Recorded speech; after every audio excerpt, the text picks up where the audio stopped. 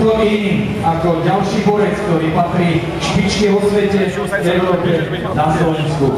Dá sa povedať, váš rodák kvázi z Oravy, rodák z Hradče.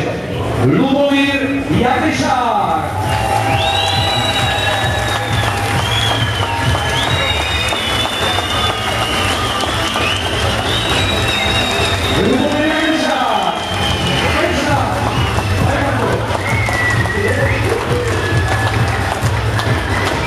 Ešte raz. Mostrinska so slovenskou vlajkou a Ľubomír Jagnešák.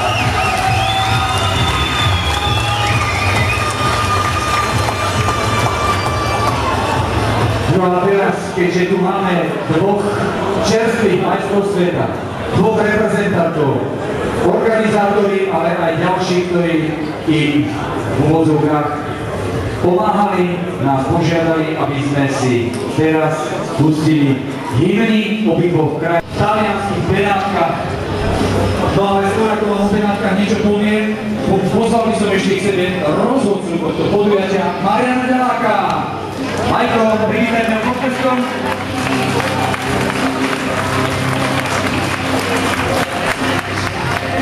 Marian Delák, ešte aby ste si nemysleli, že rozhoduje hocikto, je to trojnásobný juniorský majster sveta a vicemajster sveta medzi mužmi.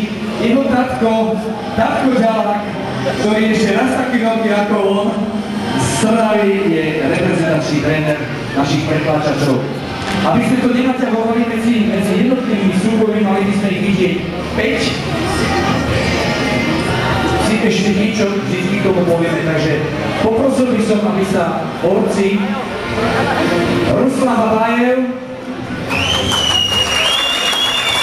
to je na žltej a na červenej Ľubomír Jagnešák uchopil.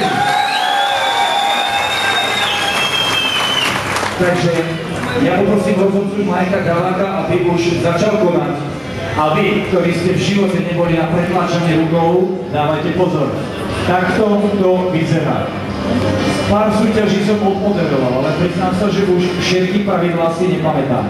Rozhodca teraz musí samozrejme ustáliť ten úchop tak, aby bol, dá sa povedať, jednoducho spravodlivý. To znamená, aby ani jeden z borcov nemal nejakú výhodnú pozíciu.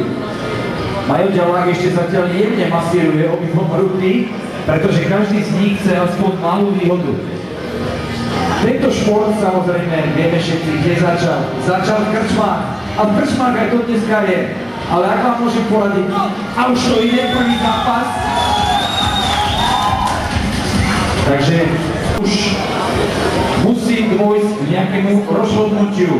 To rozhodnutie môže byť také, že borec pretlačí toho druhého borca, alebo ten, ktorý poruší pravidlo a tých porušení pravidla je tam viacej, možno Majo Delák nám povie.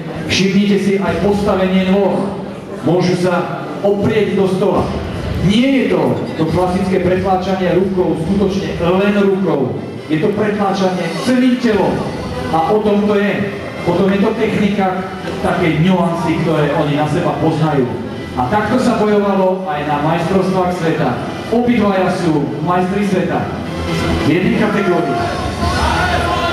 Teraz to už ide, už sa to styluje k tomu. Takže my budeme vidieť. Pozbudujeme. Ľubo bojuje, pozbudujeme.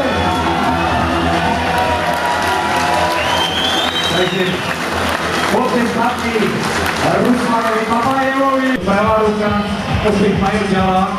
Ako sme povedali, ide sa na 5 zápasov. Musí byť ten lakeť položený na tej zníženej kocke a tie zvýšené vlastne sú o tom, že tam sa má tá ruka toho. Tak ten úchop je neskutočne dôležitý. Oni to o sebe vedia. Najhoršie je, že títo dvaja borci sa poznajú a myslím si, že Ľubo Jagnešák opäť zviazaný. Ľubo Jagnešák má možnosť trénovať práve s Ruslanom Babajevom. Ruslana Babajeva trénuje jeho brat Rustan. A Rustan je 14-násobný majster sveta v pretlačaní rukov. Lepšieho trénera si nikto nemôže prijať. Takže opäť viazanie, to už je oveľa v úvozovkách krutejšie, kedy si používali také zvláštne veci na zaviazanie, teraz to už vymakali s takýmto úkopom, spevnený. No a my budeme sledovať už pozviazaný súboj reprezentanta Slovenskej republiky a reprezentanta Ukrajiny.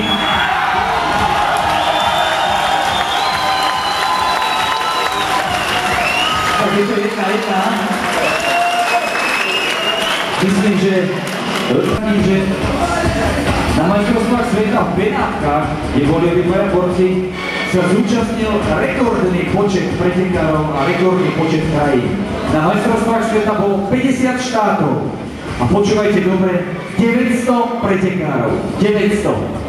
Súťažilo sa na 6 stoloch. A z tých 900 samozrejme v rôznych kategóriách máte tu na Orave, rodárka z Rače, majstra sveta Ľuba Jakešáka.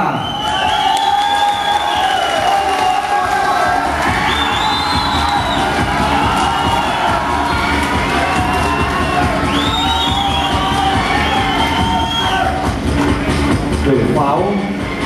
Toto bolo úžasné, pretože žijem už teraz v Martine, ale Orava, Liptov, máme každý svoje, ničím zaťahujeme, ale rozumieme si. A samozrejme ten šport nás spája.